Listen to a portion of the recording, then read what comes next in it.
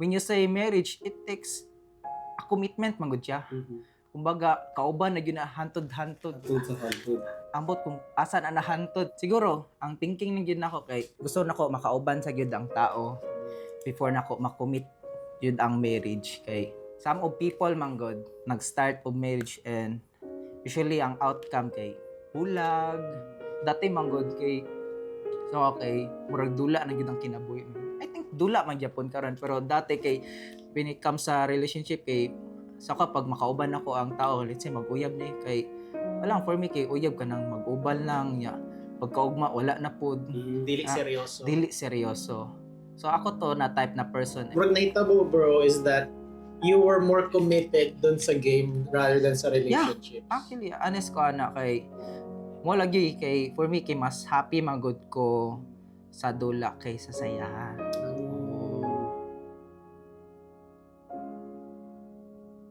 Welcome guys to another episode of the Press Play Podcast. So today, meron tayong amazing na guest. Amazing na guest. Amazing na guest. And nandito ulit kami si Kiko. Ayan, there you go. Amazing person here. Ako, amazing person. Oh, There you go. Anyway, this guest, I believe meron siyang magandang insights when it comes to this specific question about whether or not you should get married ba or kahit mag-live-in na lang kayo. And that guest is Jerickson Ramos. Yes! Introduce yourself. Introduce mo sarili mo, bro. Hi guys, my name is Jerickson. You can call me Jerick or Son. Wag lang Jerick, ang bastos. Pakinggan. But right now I'm from Davao City and also I do financial industry, sales, and also digital marketer. And right now is I graduated in senior high sa UM. So, hi mga ga. Hi ga. Na si junior na. Hantod karon wa pa nahuman. Grabe. Nahuman na lang, hapit na lang kumahuman pero siya wala jud. Call out. Kato. And also napud ko sa school right now and Holy Child likod sa Ateneo Jacinto. And second year of IT akong course and kana akong ginabuhat in life. Wow, there you go. Feel like ikaw mas appropriate mag-ask ng question, bro. Okay. So, ang topic mo na to karon kay whether magpakasal ba or mag-live-in or mag-uban na lang. Ako personally, pamilyado na ako. Have partner, I have anak. Nag-uban lang may. Kaya nga yung marriage for me is somewhat impractical pa at the moment. Kay number one, ang gasto. Diba? Pinakadako na factor kay gasto. Kaduha. Actually, mo lang to. So, what are your thoughts ba?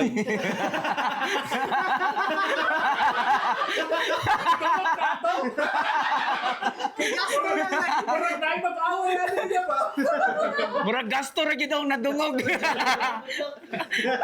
Shit. Good night, guys! Grabe, init gid rin na side.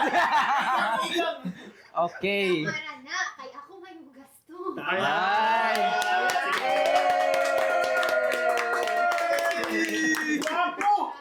Perfect. Gwapo kayo ba? Haba kayo ng hair ba? Guwapings. No? Gwaping. Sige. Diba? What are your thoughts ba? Yan. Thank you so much for that question, brother. No? Kahit, grabe, init kayo din na sa pag-ingon mo na Init gastos talaga. siya. And actually, I agree with that na gastos jud ang maguyab-uyab, no? Pero naman jud ang lalaki baya jud ka na mangita ba jud way nagi times jud na mangupit pa na. Oy. Mangupit pa na para at least matreat niya yung girl na okay, kani deserve ni mo ni balag barbecue lang. Sus, grabe. Saging lang no. Katampis. Maruya lang and kana siguro ang thoughts lang yun ako regarding about anak kay for me ang structure gyud sa kuan or perspective nako kay agree with mag-start yun og live in before marriage. Ano man for me kay pag mag-live in man gud mo dara nimo makita imong partner. Also dara nimo ma-communicate. Siyempre adlaw-adlaw man mo nagauban. Honest dili mo magstorya pero dara na gyud ang problema pero isa na siya nating na pwede nyo mabuhat and also ma-learn pud nimo na kamo each other ba kung naga-work ba gyud mo mag-uban kay when you say marriage, it takes a commitment man gud siya. Kumbaga, kauban na yun na hantod-hantod. Hantod sa hantod. Ambot kung asan na hantod, pero kana lang yun, no? Siguro, ang thinking ng yun ako kay gusto nako makauban sa yun ang tao before nako makommit yun ang marriage. Kay some of people man god, no? Nag-start of marriage and usually ang outcome kay nagbulag and the sad part of that kay let's say na kid, na anak. So maapektuhan yun ang bata and that's the reason na build sa akong mind kay ako manggod to na bata. No, and siguro for me kay gusto na ko siya putulon na pasapasa magud siya sa tao and also kaning gusto gyud ko na i-pursue gyud ang tao dapat ilaylahaw gyud ako siya within a year or 2 years or more than year pa gyud siya kay siguro I've experienced last ex na ko no it's been almost 7 years with me naguban no and lang I think ang edad na kay 16 16 akong edad and siguro nagbiga-biga ko ba 11 bata kayo kay dati manggod katong pa ko high school kay taas manggod ko na lalaki so ang usually ginaingon kay 18 ako so ako ma-partner kay ang edad na ko ato kay 11 let's say ang edad na ko 12 niya ako ma-partner kay 19 20 so kumbaga sa dula pala question mark. Diba? Kumbaga pa lang kung sa dula siya, naga-smurf ko. Wow! Smurf. Gamer. Sabi, diba? Life is a game. Kana lang. And also, for me kay, dati manggod kay, so okay, murag dula na yun ang kinabuhi.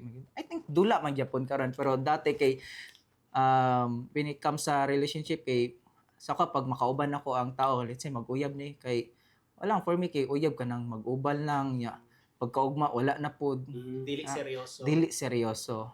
So ako to na type na person and agree ko na kay naging honest pud ko sa akong self no katong siguro the reason of that na wala gyud mi na work on sa ko ang 7 years. Almost 7 years na partner dati kay maybe isa pud sa reason nato kay hilig ko og gadula. Ako tong tao na sige computer bay nang sige kog dula and siguro ni Dota or ako ba ni? actually akong ginadula dati kay run online and magud siya bay kaning it takes a lot of time magud siya na dulaan and nagabantay mawog internet na to sa una so wala gyud kay oras when it comes dating no kay syempre 24/7 mo ko magbantay niya pag sa una manggod katong bata pa ko kay pag ingno na magbantay og internetan, excite man gyud ka anak kay magdula lang gyud ka per minute kinsa may dili daw no. Siguro ko mo daw. Okay. Kanya nagguting po anak kay soldado ko libre kaon so daw limbs kayo kinsa may kinabuhi. Dami kay kinabuhi. Ano mo edad ato? Ang edad na ko ato kay nag-start ko og kanang pilot kay 14. So naga-pilot ko og 7 ka computer so ako naga-control ana kadlawon. Kuyawa. Kay naman gyud uban nagapa-pilot kay murag usually magud sa tagiyan ng run online ka ng nasa like kwarta ba pero ang oras magud nila kay limitado lang. So ako kay bata man, GK ko, sige dula libre bitaw ko ano. Ning murag sa ko kay win-win situation lang siya ba. So ganahan kay ko ato na time and also wala nang siguro ko na aware na maguba day ako ang Relationship. dili ang relationship but akong body gyud kay syempre matulog na ko buntag nya mo mata ko udto nya balik-balik siya na cycle no and that's the reason ko ba kay akong mata karon glasses ka no kay grabe na ko sa radiation sa computer and siguro that's the one reason na wag gyud kay attention when it comes to relationship so aware ko ana kay hantod katong nag 5th year mi kay siguro mo gyud po nung ginabuhat kay nag-pandemic man to no. So meaning na raid sa balay. Siguro naka-work ko pero nagyoy times na makadula gyud ko. Pandemic time kay uso man ang Mayor 4 og aksi. So dula pud ko kaning mo gyud akong kinabuhi niya also sa ML. Samot na sa ML. Kay siguro proud lang gyud ko sa ML by kay happy pud ko na nadula nako siya kay nako po nako mga achievement nako dira sa character. Also sa mga tournaments no kay happy ko kay naga-champion pud mi kanang dili okay. kanang dili siya kanang for me kay nagid siya reason ngano nagadula ko ani nakoy goal. So, kato moving forward sa base sa akong relationship ato kay sige ra kog dula kumbaga ako lang gyud akong ginahon na murag nakalimtan na nako na nakoy uyab. Murag nahitabo bro is that you were more committed dun sa game rather than sa relationship. Actually honest ko ana kay mo lagi kay for me kay mas happy magud ko sa dula kay sa saya. Ooh. Ano lang yun kay for me kay ang focus man gud niya is more on school lang yun yung goal niya. Ako man gud kay gusto na ko gina-enjoy akong pagkabata ba. No, sige ra kog dula and maybe the reason of that kay escape po din ako na siya no kay medyo kaya akong family yun dili na ko maingon na way klaro pero murag ingana siya. Sa school naga-excellent man pud ko ning siguro maingon pud ako na honor pud ko sa senior high but dili lang nako makuha tong uban na mga validation sa akong mama sa akong family kay mo lagi daghan kig prayo so murag sa akong thinking nakuha nako tong napasa nila tong murag hunaw na sila ang kaugalingon so murag sa ko ang naamdan okay kani pod akong buhaton so hunaw lang pod nako siya and siguro moving forward nahuman gyud siya kanang wala na gyud mi klaro ani communication wise wala na gyud kanang gubot na kayo naging toxic pag yun na siya kay kanang mag revenge ba kay naman gyud akong ex magud kay nagbuang-buang gyud siya ba kanang hello So tan-aw nimo if pananglitan nag-live-in mo ato nya uban mo nya nga nagihapon nimuhang like lifestyle na wala kay oras sa iyaha kamo duha mag-uban or do you think that if nag-uban mo dili nga na imong lifestyle like would it have been better mas maayo ba nga kanang pag naalang siya sa imong tapad kay malimtan nimo yung mga dula malimtan nimo yung mga kuan kay siya na imong mga tupag like tanaw nimo factor na siya nga ngano wala mo nagkita ay sa mata kay tungod wala mo nagakita period. If in case na nag-uban jud min house isa ka balay kay for sure ma-work on jud na siya no kay that's the important pa yun in relationship samot na mag-uban mo sa isa ka balay. Syempre dili magstorya man jud mo ana di man na gina all that time na naka-focus lang ka sa computer but siguro habang nag-grow lang jud ko na-realize nang pud nako na wrong jud akong move ato na time. Sige ra ko gyud dula and maybe daghan kig mga reason na wala na gyud mi nag-work on so that na-stop jud siya. And maybe grateful pud ko ngano man that's the one reason ngano naga-move forward pud ko. Siguro maingon nako na character development jud siya for me. That's the one reason ngano naga-move forward ko and anang known na nako akong self na kani di akong need nahimo siya feedback for me.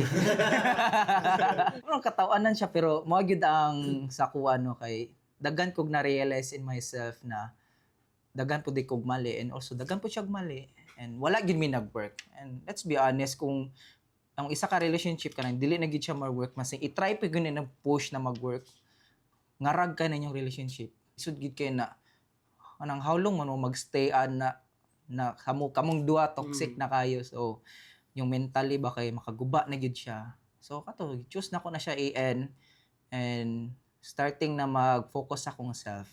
So bro, what's the difference now between your past relationship and your current relationship? Yeah.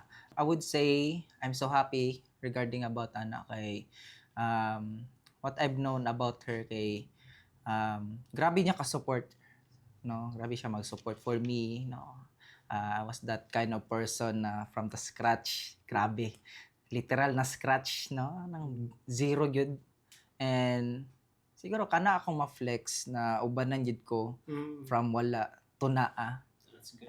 And siguro ang nag-work sa mua and wala nag-work dito sa akong past is communication wise kay siguro katong past na ko kay di mo gud siya mangulit in communication. Murag pasagdan lang pod ba na okay kana man imong ginabuhat. And for me man good kanang dili ko matap. So di ko ma-aware. So I think for me okay ra di akong ginabuhat. So kana lang and sa iya ha kay in communication grabe. Kulang na lang ka grabe jud. So meaning, okay ra nakasabaan ka, mga ginagawa. Yes, From okay time to ra time. gyud. From Time time to to time. time. Normal na. Normal mag-away, normal makasabaan. Dili normal mga saba daw. Pwede ka makasabaan. Ayaw pa kasaba. Ato lang and siguro ako po do kay na curious pud ko sa inyo kung kinsa ba yung mga live in diri na partner. Ako live-in ko. Tinuod mo tanan giingon na. Actually, tinuod siya na like makabalo ka like dili nimo makita ang isa ka tao if wala nimo siya nakauban na legit kauban every day for a long time. Live-in ako for about a year and 7 months. So, dugay na jud siya. So, kanang based sa like compared before, actually, gikan po ko sa 7-year relationship. Oh. Sa ex na ako. 16. May comment dun sa likod eh. Kapila to. Nag-start ko relationship na ko second year. Diba? So, 7 years na to. So, katupod na relationship, parehas po tagyagian na wala ko ginahingnan na mali akong ginabuhat. Pasagad lang ko. Diba? Pasagad lang ko. Ito, like, okay lang. Ay, okay na din akong ginabuhat. Wala mo din ko ginabuhat mali. Kay, wala ko balo, mali na din siya. Diba? Na wala mo, to, bata po ka to. So, dili pa ko pwede mag-live-in. Long distance, kumbaga. Dili good long distance. Murang nas-pikas baryo ba, Pero syempre, magawas ako. Ito ko pikas baryo. Diba? Tapos coming pa dyan from a traditional family na kasal before live-in, So, na-experience na ko na live-in before kasal. Diba? So, kontra kay siya sa tradition, pero na-realize na ko na dili man siya mali. Tama man siya. I mean, for me, tama siya na mag-live-in sa mo. Kay, imagine, dugay na kayo mo na mag-uyab, magkita lang mo, siguro mga 3 times a week, 4 times a week, dugay na kayo mo. Pag-abot sa time na mag-live-in mo kay, lahi iyahang kuan, lahi iyahang batasan sa balay, lahi iyahang batasan na sa gawa, sa sulod, anya ma-realize mo na halang anong gipakaslan mo rin ako, it's too late now. Diba? So, very true. Because it's a very traditional rin kasi na point of view, right? Na dapat kasal muna before living in. But now, today's world, you cannot trust those anymore, yung mga outdated Outdated na. Basically. Unfortunately, it's outdated na rin siya na tradition talaga kasi I guess siguro statistics na rin, like you could say na there's so many people na kasi, right?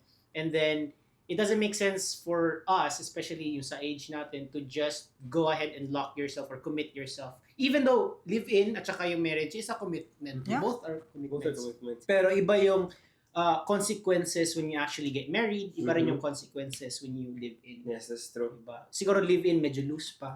Pagdating sa marriage, especially sa Philippines, medyo Literally, mahirap. you're locked in, You're diba? locked in. You're locked in, bro. Mahirap yung how to detach na. And then, I guess siguro, what I'm trying to say is that you cannot really force yung traditional na methods or yung ideology before, especially sa time ng parents natin, to our generation because the situation, the circumstances are so different. You know, ikaw gusto mo ba din ma-trap?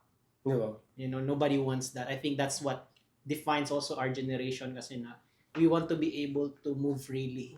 Di ba? That's why mas easy lahat. Easy lahat. Mas better, mas gusto natin yung mabilis.